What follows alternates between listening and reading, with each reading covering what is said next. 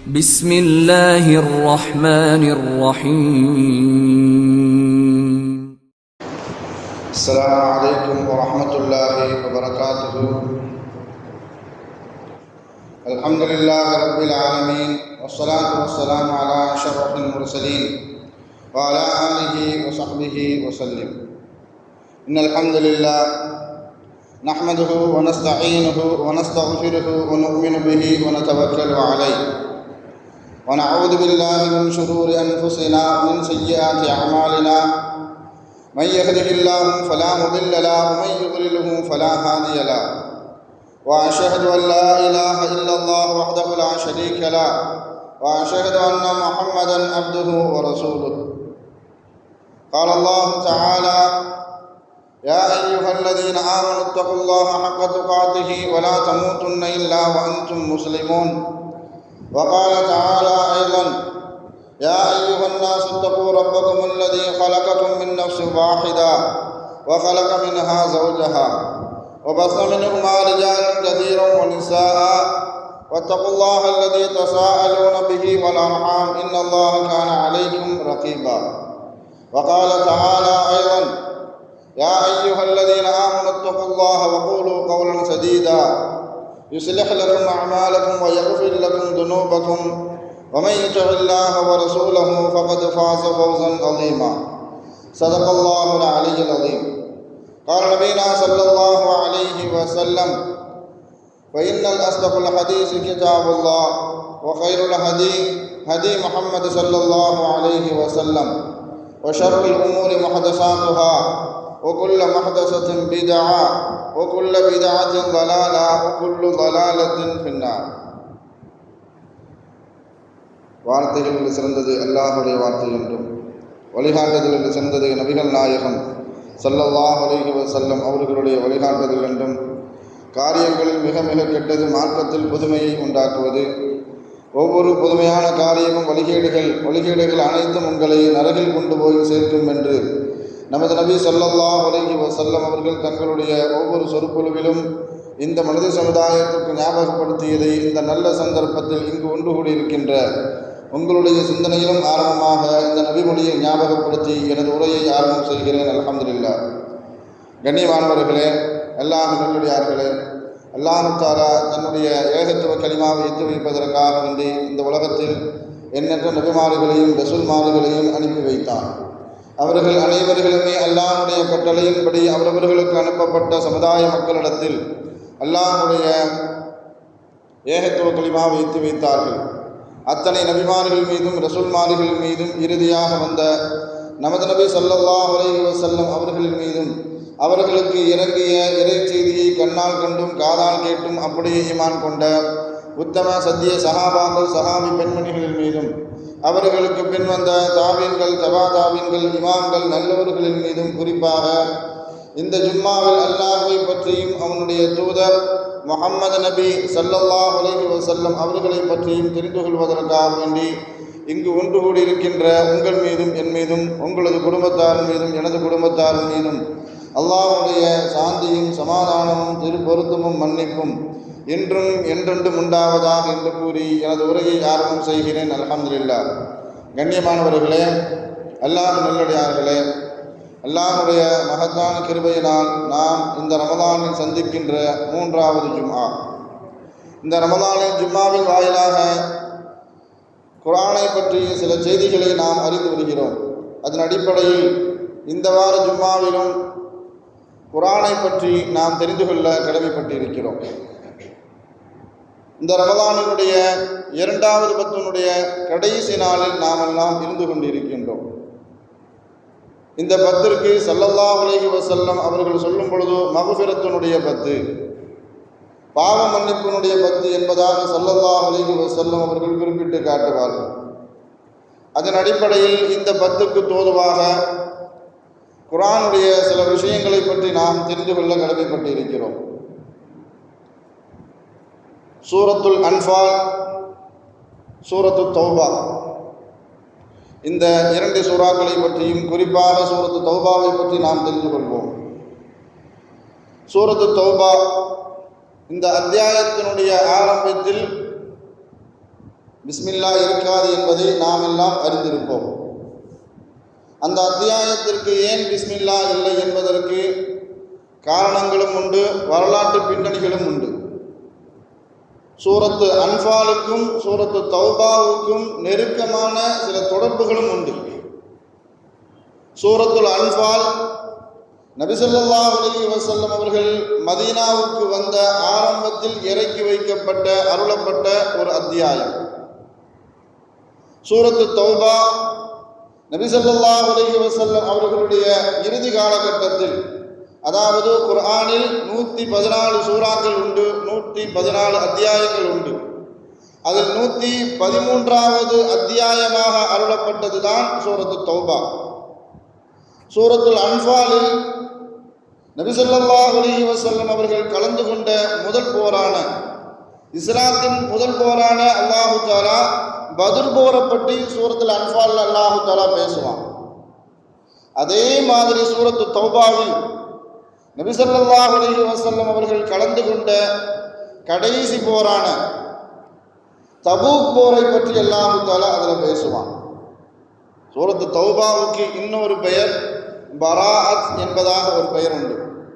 பராஅத் என்றால் விலகி கொண்டார்கள் என்பதாக.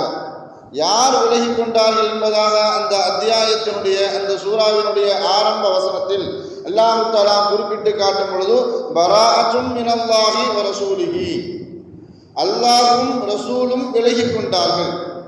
அல்லாஹும் ரசூலும் எதிலிருந்து விலகி கொண்டார்கள், யாரிடம் இருந்து விலகி கொண்டார்கள், எதனால் விலகி கொண்டார்கள் என்பதாக நாம் அதை பற்றி தெரிந்து கொள்வதாக இருந்தால் சில வரலாற்று பின்னணிகளை பற்றி நாம் தெரிந்து கொள்ள வேண்டும். ஹிஜ்ரி 8 அல்லாஹு தஆலா முஸ்லிம்களுக்கு ஃபதஹை மக்கா, மக்காவை வெற்றியாக பரிசாக அல்லாஹு தஆலா முஸ்லிம்களுக்கு கொடுத்தான்.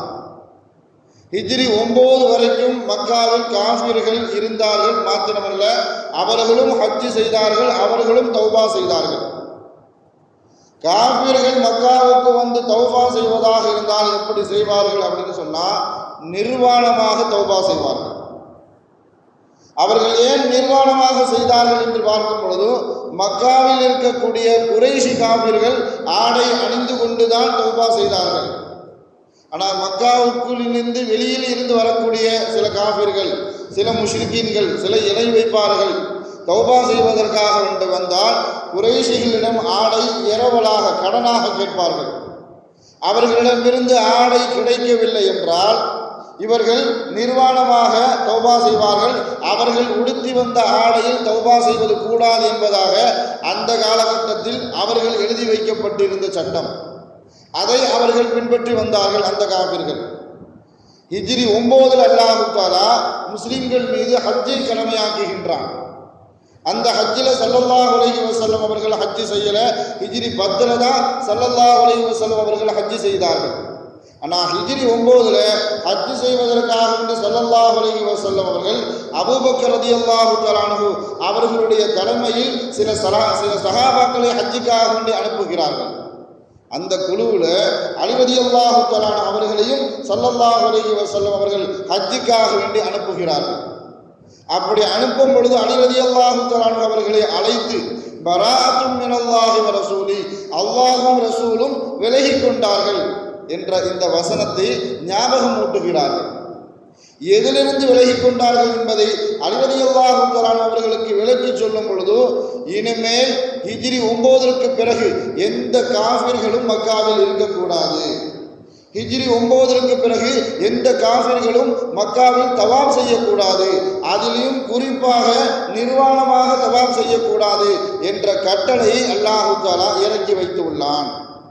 அதை நீங்கள் போய் அங்கு செயல்படுத்த வேண்டும் என்பதாக அலி ரலியல்லாஹு தஆலா அவர்களுக்கு தன்னுடைய உத்தரவாகவே ஸல்லல்லாஹு அலைஹி வஸல்லம் அவர்கள் இந்த வசனத்தை ஞாபகமூட்டி மக்காவுக்கு அனுப்பி வைக்கிறார்கள். இதைத்தான் அல்லாஹு தஆலா சொல்லி காட்டுவான், பராஅத்தும் மினல்லாஹி வ ரசூலி. இப்படிப்பட்ட அனாச்சாரமான செயல்களிலிருந்து, இப்படிப்பட்ட அநாகரிகமற்ற செயல்களிலிருந்து அல்லாஹும் ரசூலும் விலகி கொண்டார்கள் என்ற காரணத்தினால் அந்த சூராவுக்கு பராஅத், விலகி கொண்டார்கள் என்ற பெயரும் சூரத்து தௌபாவுக்கு உண்டு. இதே சூரத்து தௌபாவில் தான் அல்லாஹு தஆலா நயவஞ்சகர்களை பற்றி, முனாஃபிகீன்களை பற்றி அல்லாஹு தஆலா பேசுவான். அவர்களுடைய அடையாளம் என்ன, அவர்களுடைய குணாதிசயங்கள் என்ன, அவர்களுடைய குணாதிசயங்கள் எப்படிப்பட்ட குணாதிசயங்கள் என்பதை பற்றியெல்லாம் அல்லாஹ் தஆலா முனாஃபிக்கீன்களை பற்றி பட்ட வெளிச்சமாக அந்த சூறாவில் சொன்னதின் காரணமாக அந்த சூறாவுக்கு ஃபாதிஹா என்ற ஒரு பெயர், வெளிப்படுத்திய சூரா என்ற ஒரு பெயரும் சூரத்து தௌபாவுக்கு உண்டு. இதே சூறால தான் ஸல்லல்லாஹு அலைஹி வஸல்லம் அவர்களுக்கு அல்லாஹ் தஆலா எச்சரிக்கை கொடுப்பான். எப்படிப்பட்ட எச்சரிக்கை என்றால், நீங்கள் முனாஃபிகீன்கள் மௌத்தாகிவிட்டால் அவர்களுடைய ஜனாசாவில் கலந்து கொள்ளக்கூடாது, அவர்களுடைய தொழுகையில் நீங்கள் கலந்து கொள்ளக்கூடாது, அவரை அடக்கம் செய்யப்படுகின்ற கபரஸ்தானுக்கு நீங்கள் செல்லக்கூடாது என்பதாக 3 விதமான கட்டளைகளை இந்த சூறாவில் தான் அல்லாஹ் தஆலா எச்சரிக்கையாக ஸல்லல்லாஹு அலைஹி வஸல்லம் அவர்களுக்கு இறக்கி வைத்தான். அதே மாதிரி இந்த சூறாவில் தான் அல்லாஹ் தஆலா ஜக்காத்தை பற்றியும் பேசுவான். இதே சூறாவில் தான் அல்லாஹ் தஆலா பல விஷயங்கள் ஜக்காத்னா என்ன என்பதை பற்றியும் இந்த சூறாவில் அல்லாஹ் தஆலா பேசுவான். இதே சூறாவில் ஸல்லல்லாஹு அலைஹி வஸல்லம் அவர்களுடைய குணாதிசயத்தை பற்றியும் அல்லாஹ் தஆலா பேசுவான். கடைசி 2 வசனங்கள் சூரத்து தௌபாவுடைய 128, 129 அந்த சூறாவில் அல்லாஹ் தஆலா எந்த நபிமார்களை பற்றியும் பேசாமல், எந்த நபிமார்களை பற்றியும் புகழாமல் ஸல்லல்லாஹு அலைஹி வஸல்லம் அவர்களை மாத்திரம் அப்படி புகழ்ந்து பேசுவான். லகத் ஜாஅக்கும் ரசூலும் மின் அன்ஃபுசிக்கும், உங்களிலிருந்தே ஒரு ரசூலை நான் உங்களுக்கு அனுப்பி வைத்திருக்கின்றேன்.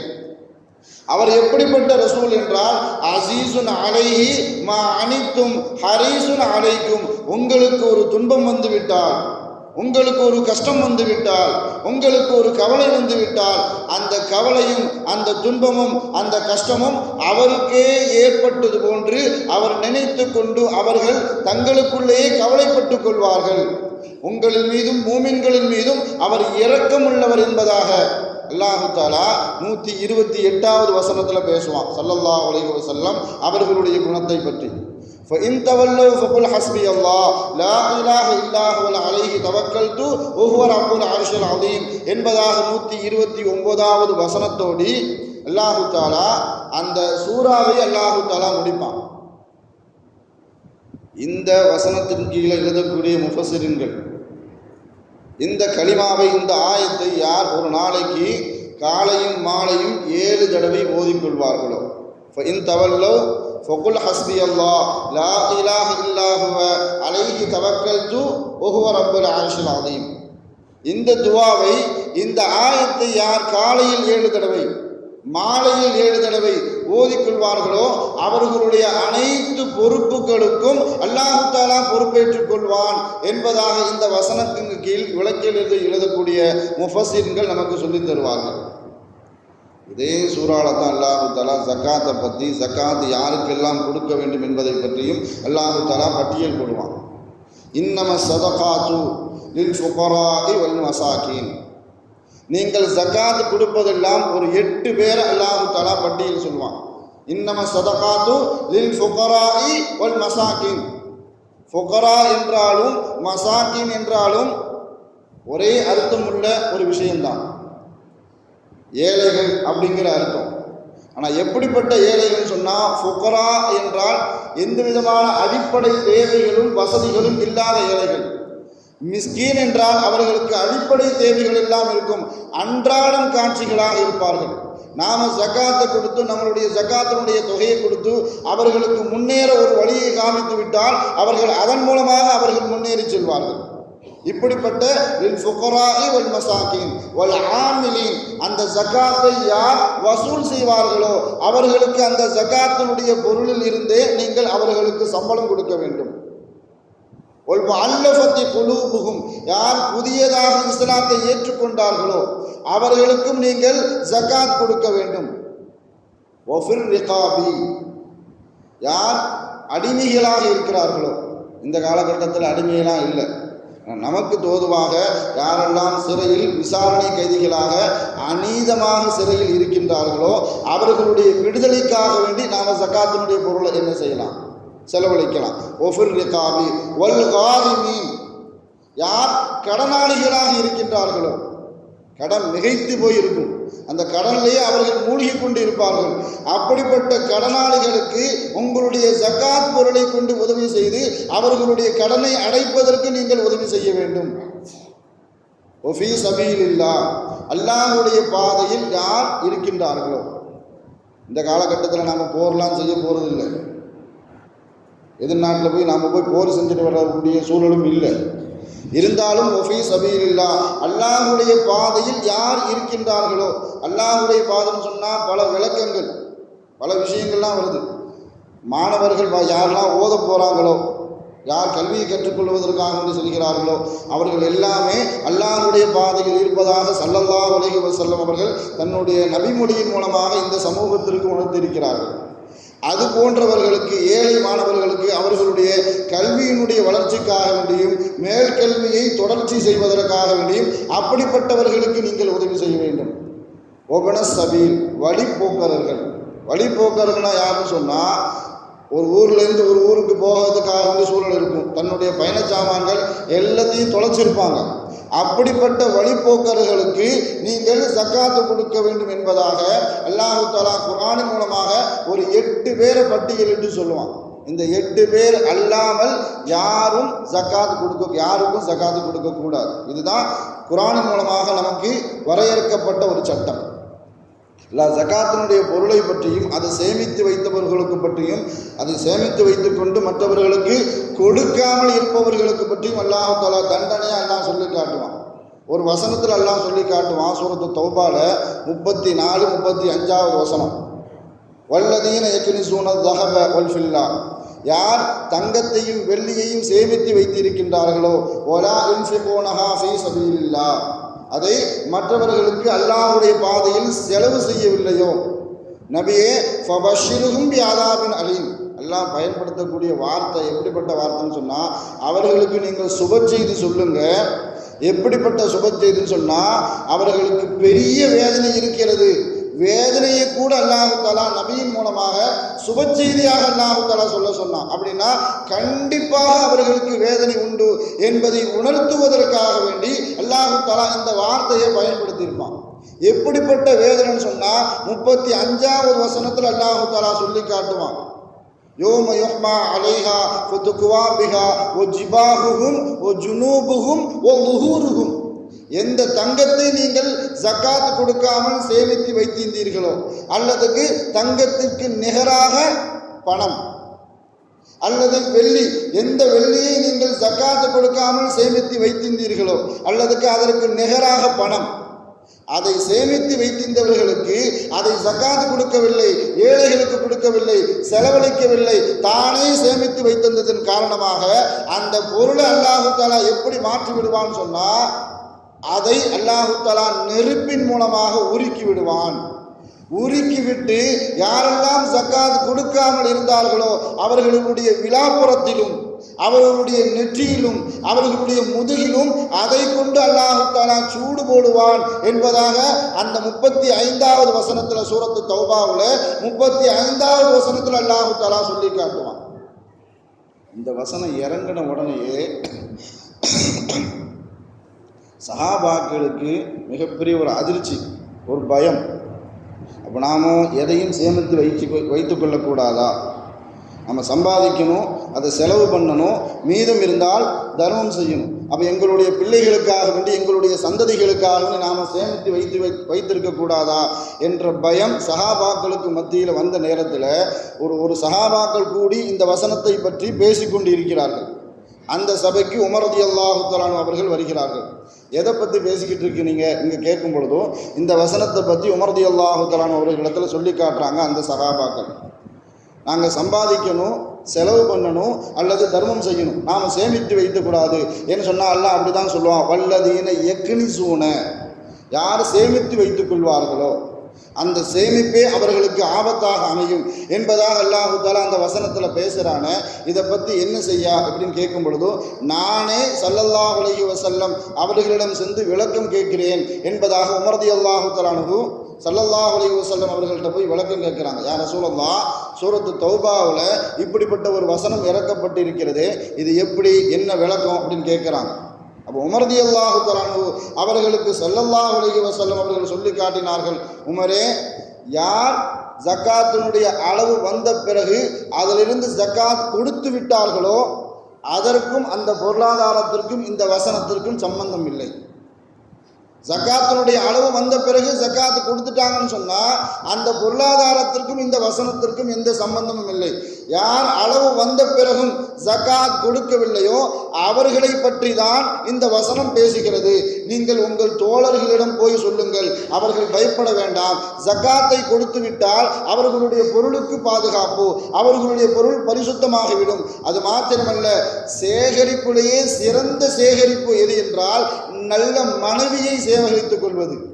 ரலியல்லாஹு தஆலா அவர்களிடத்தில் ஸல்லல்லாஹு அலைஹி வஸல்லம் அவர்கள் சொல்லி அனுப்புகிறார்கள், உங்களுடைய தோழர்களிடம் போய் சொல்லுங்கள், சேகரிப்பிலேயே சிறந்த சேகரிப்பு நல்ல மனைவியை யார் சேகரித்திருப்பாரோ அவர்தான் சிறந்த சேமிப்பாளர். அவரிடத்தில் போய் சொல்லுங்கள், நல்ல மனைவிக்குண்டான அடையாளம் கணவன் அந்த மனைவியை பார்க்கும் பொழுது அவள் அந்த கணவனை பரவசப்படுத்துவாள். அதே மாதிரி கணவன் அந்த மனைவிக்கு ஏதாவது ஒரு விஷயத்தின் மூலமாக கட்டளையிட்டால் அதை அவள் நிறைவேற்றுவாள். கணவன் இல்லாத நேரத்தில் அவனுடைய பொருளாதாரத்தையும் அவனுடைய பிள்ளைகளையும் அவனுடைய கற்பையும் அவள் பாதுகாத்து கொள்வாள். இதுதான் நல்ல மனைவிக்கு உண்டான அடையாளம் என்பதாக ஸல்லல்லாஹு அலைஹி வஸல்லம் அவர்கள் உமர் ரலியல்லாஹு தஆலா அவர்களிடத்தில் சொல்லி அனுப்புகிறாங்க. தங்கம் வெள்ளியில் கொடுக்கவில்லை என்றால் இப்படிப்பட்ட தண்டனை என்பதாக சூரத்து தௌபாவினுடைய 35வது வசனத்தில் அல்லாஹு தஆலா சொல்லி காட்டுறான். இதே கால்நடைகளில் ஆடு மாடு ஒட்டகம் இது போன்ற கால்நடைகளில் ஜக்காத்தினுடைய அளவு வந்த பிறகு யார் கொடுக்கவில்லையோ ஸல்லல்லாஹு அலைஹி வஸல்லம் அவர்கள் சொல்லி காட்டுவார்கள், யார் ஜக்காத்தினுடைய அளவு வந்த பிறகும் அவர்கள் கொடுக்கவில்லையோ அதே ஆடு மாடு ஒட்டகத்தை கியாமத்தில் மிக பெரியதாக்கி அவரை படுக்க வைத்து அவரின் மீது ஏறி மிதிக்க விடுவான் அல்லாஹு தஆலா. அல்லாஹ் பாதுகாக்கும். அல்லது அந்த மிருகங்களுக்கு அல்லாஹு தஆலா கொம்பு முளைக்க செய்து அதன் மூலமாக அவர்களை முட்டச் செய்வான் என்பதாக ஸல்லல்லாஹு அலைஹி வஸல்லம் அவர்கள் பேசினார்கள். ஜக்காத்தினுடைய அளவு வந்த பிறகும் எந்த பொருளாதாரமாக இருந்தாலும் சரி, கால்நடைக்கு நிகராக ஒருவர் பொருளாதாரத்தை வைத்திருக்கிறார், அவர் கொடுக்கவில்லை என்றால் அந்த பொருளாதாரத்தை அந்த பணத்தை அல்லாஹு தஆலா கியாமத் நாளில் பெரிய பாம்பாக மாற்றி அவரின் மீது அதை தீண்டச் செய்து கொண்டே இருப்பான் என்பதாக ஸல்லல்லாஹு அலைஹி வஸல்லம் அவர்கள் எச்சரிக்கை செய்தார்கள். இதே சூறால தான் அல்லாஹு தஆலா தபூக் போரை பற்றியும் பேசுவான். தபூக் போரில் நமக்கெல்லாம் தெரியும், ஒரு 3 சஹாபாக்கள் கலந்துக்கல. என்ன காரணம் கேட்டால் காரணமே இல்லை, அதான் காரணம். காப் இப்னு மாலிக், ஹிலால் இப்னு உமையா, முராரத் இப்னு ரபிஆ என்று சொல்லக்கூடிய 3 சஹாபாக்கள். பொதுவாக முனாஃபிக்கின்கள் போருக்கு என்ன செய்ய மாட்டாங்க, நயவஞ்சகர்கள். ஏதாவது போர் வந்துட்டுன்னு சொன்னால் ஏதாவது கள்ள காரணம் சொல்லி ஸல்லல்லாஹு அலைஹி வஸல்லம் அவர்கள்ட்ட இருந்து அனுமதி வாங்கி கொண்டு வீட்டிலேயே உட்கார்ந்துருவாங்க. ஆனால் இது இஸ்லாத்தில் நடந்த மிகப்பெரிய ஒரு போர், ஒரு கோடை காலகட்டத்தில் நடைபெற்ற ஒரு போர், பொருளாதார உதவி நிறைய தேவைப்பட்ட ஒரு போர். இந்த போருக்காக வேண்டி நிறைய சஹாபாக்கள்கிட்ட இருந்து ஸல்லல்லாஹு அலைஹி வஸல்லம் அவர்கள் பொருளாதார உதவி பெற்றார்கள். அப்துர் ரஹ்மான் இப்னு அவுஃப் ரலியல்லாஹ் இந்த போருக்காக வேண்டி 4000 திர்ஹம் கொடுத்தார்கள். ஆசிப் இப்னு அதி என்று சொல்லக்கூடிய ஒரு சஹாபி கிட்டத்தட்ட 2000 கிலோ பேரிச்சம்பழத்தை என்ன செஞ்சாங்க, கொடுத்தாங்க. 100 வசக் என்று சொல்லக்கூடிய ஒரு அளவு 2000 கிலோ பேரிச்சம்பழம். ஒரு ஏழை சஹாபி, அன்றாடம் காட்சியானவர், அவர் உழைத்தால் தான் சாப்பிட முடியும். அந்த சஹாபி இரவு முழுவதும் உழைத்து 6 கிலோ பேரிச்சம்பழத்தில் 3 கிலோ பேரிச்சம்பழத்தை தன்னுடைய வீட்டுக்கு கொண்டு கொடுத்து விட்டு 3 கிலோ பேரிச்சம்பழத்தை தபூக்கு போருக்காக வேண்டி கொண்டு கொடுத்தார்கள். இப்படிப்பட்ட சூழலில் நடந்து கொண்ட அந்த போரில் இந்த 3 சஹாபாக்களும் கலந்து கொள்ளனர். ஸல்லல்லாஹு அலைஹி வஸல்லம் அவர்கள் போரை முடித்து கொண்டு வந்து இந்த 3 பேர்கிட்டையும் விசாரிக்கும் பொழுது காப் இப்னு மாலிக் ரலியல்லாஹு அவர்கள் சொன்னார்கள், யா ரசூலல்லாஹ், நான் எவ்வளோ பெரிய வாய்த்திறமை உள்ளவன், மிகப்பெரிய ஒரு கவிஞர், வாய்த்திறன் பெற்றவர், அவர்கிட்ட பேச்சு கொடுத்து யாராலையும் ஜெயித்து விட்டு வர முடியாது. அப்படிப்பட்டவர் ஸல்லல்லாஹு அலைஹி வஸல்லம் அவர்களிடத்தில் வந்து சொன்னார், யா ரசூலல்லாஹ், என்னுடைய பொடுபோக்கும் என்னுடைய கவனக்குறையும் தான் இந்த போரில் வர முடியாதவருக்குண்டான காரணமே அதான்.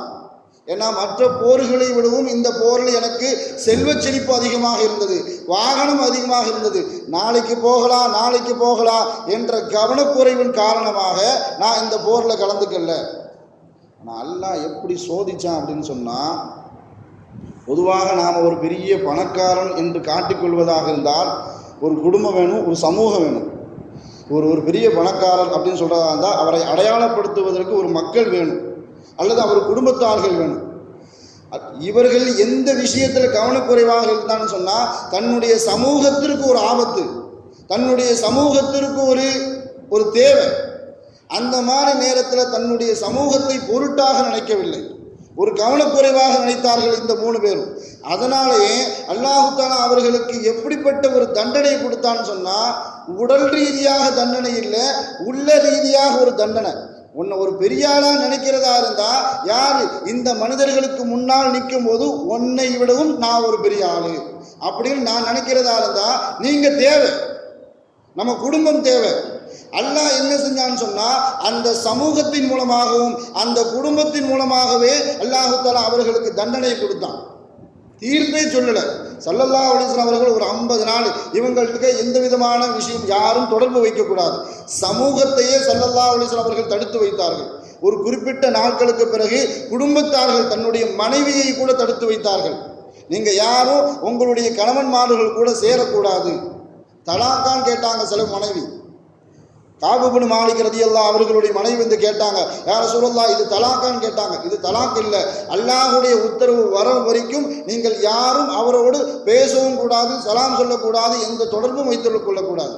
எந்த சமூகத்தை தேவைப்படக்கூடிய நேரத்தில் ஆபத்தான சூழ்நிலையில் ஒரு பொருட்டாக நினைக்காமல் கவனக்குறைவாக நினைத்தார்களோ அந்த சமூகத்தின் மூலமாகவே அல்லாஹ் தஆலா சொன்னார், வ அல ஸலாஸத்தில்லதீன குல்லிஃபு, தீர்ப்பு ஒத்தி வைக்கப்பட்ட அந்த 3 பேர்கள், ஹத்தா இதா லாகத், அல்லாஹ் அதிகமான ஒரு நுட்பமான ஒரு வார்த்தையை அல்லாஹ் தஆலா பயன்படுத்துவான்.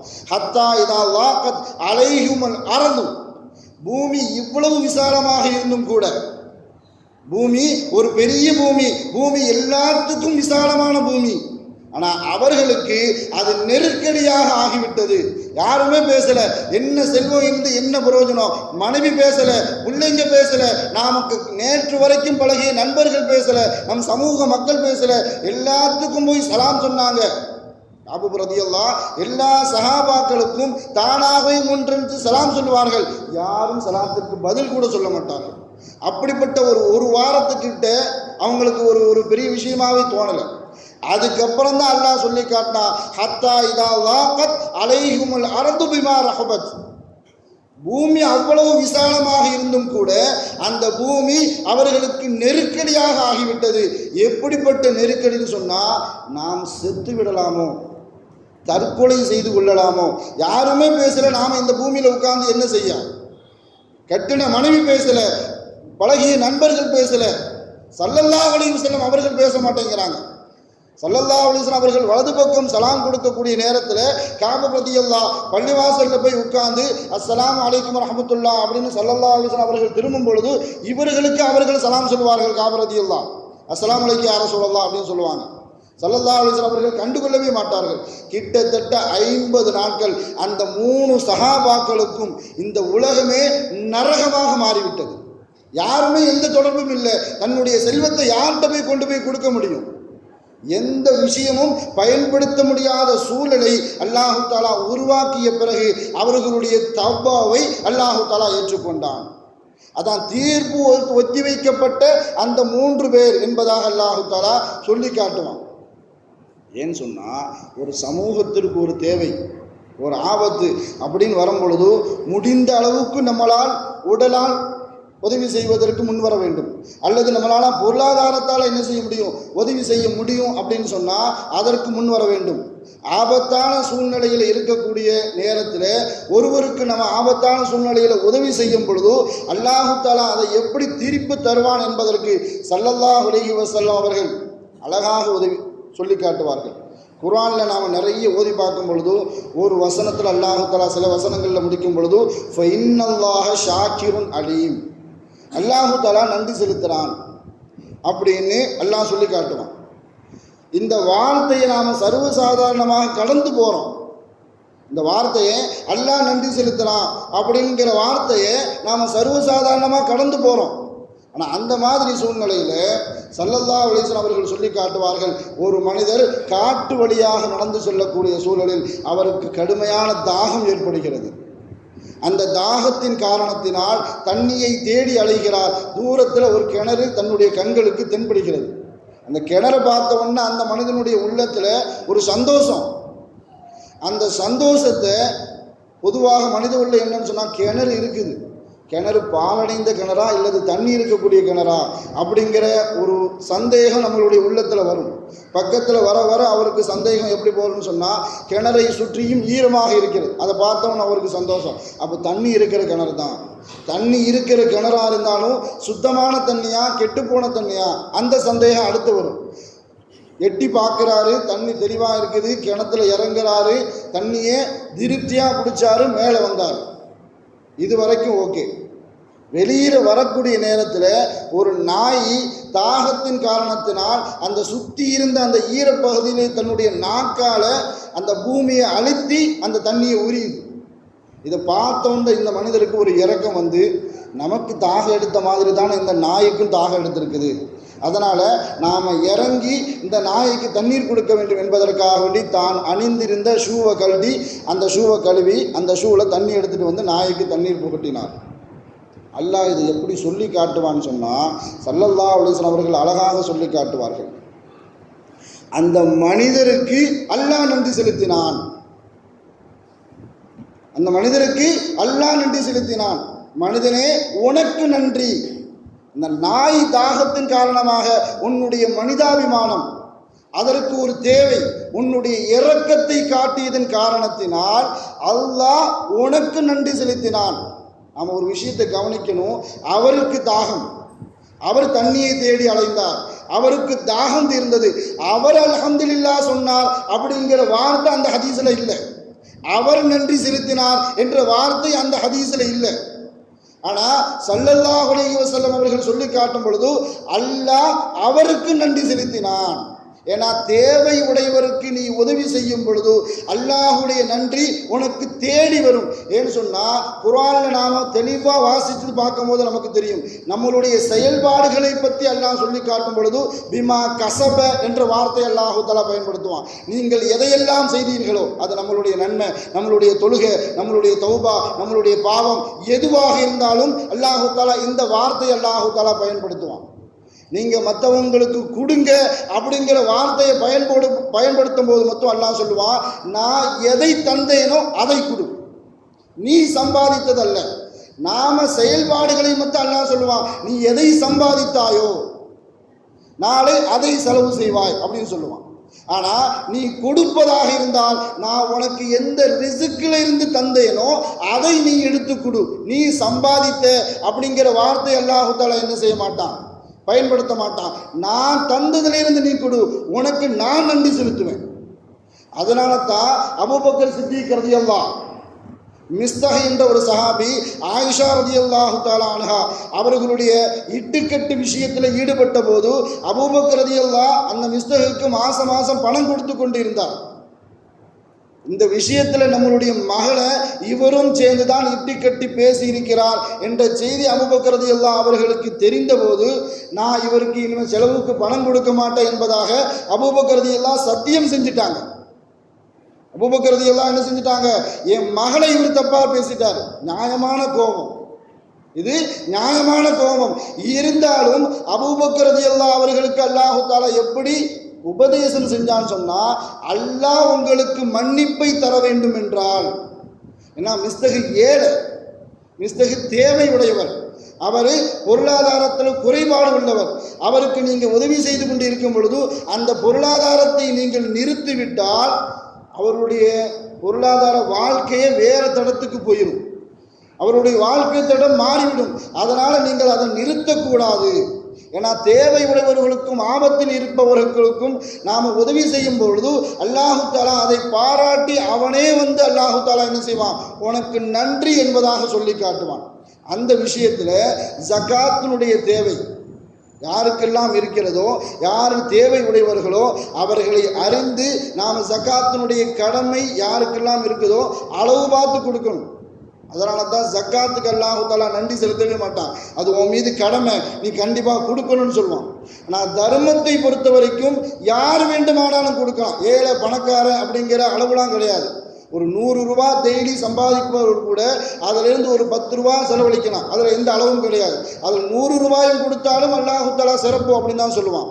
ஆனால் ஜக்காத்தை பொறுத்த வரைக்கும் நீ அளவீடு, கணக்கேடு, உன்னுடைய பொருளாதாரம் எவ்வளோ, அதிலேருந்து 2.5% எவ்வளோ, அதிலிருந்து தங்கமோ வெள்ளியோ பொருளாதாரமோ வியாபார சரக்கோ அல்லது வாடகை வீடுகளோ, அதே மாதிரி என்ன பொருள் எல்லாம் இஸ்லாத்தில் சொல்லப்பட்டு இருக்கிறதோ அதையெல்லாம் கரெக்டாக நாள் கணக்கெடுத்து யார் யாருக்கு எவ்வளவு கொடுக்கணும், அந்த பொருளாதாரத்தை கொடுப்பதன் மூலமாக அவர்களுடைய வாழ்க்கை தரம் என்ன செய்யணும், உயர வேண்டும். நாம் பிரித்து 10 ரூபா 1 ரூபா அப்படி கொடுக்கறதுனால யாருக்கு எந்த பிரயோஜனத்தையும் ஏற்படுத்தாது. அதனால தான் அல்லாஹ் தஆலா ஒரு 8 பேரோடு நிப்பாட்டி கொண்டான். அந்த 8 பேருக்கு தகுதி உடையவர்கள், அவர்களை பார்த்து நீங்கள் கணக்கு பார்த்து கொடுக்கணும். ஆனால் சதக்கா செய்வதை பார்த்து மட்டும் அல்லாஹ் தஆலா எந்த அளவுக்கு சிறப்பாக கூறுவான்னு சொன்னால், நீங்கள் சதக்கா செய்தால் அல்லாஹ் உங்களுக்கு நன்றி செலுத்துவான். அந்த விஷயத்தில் இன்ஷா அல்லாஹ் வாரம் உங்களுக்கு ஞாபகப்படுத்தக்கூடிய ஒரு நினைவு தான், கஞ்சிக்காக வேண்டி ஜமாத்தார்கள், நோம்பாளிக்காக வேண்டி நம்ம ஊரில் கஞ்சி தயாரிக்கப்படுகிறது. அது ஊர் முழுவதும் விநியோகம் செய்யப்படுகிறது. அதற்காக வேண்டி உங்கள் வீடு தேடி வந்திருப்பாங்க. அல்ஹம்துலில்லாஹ்.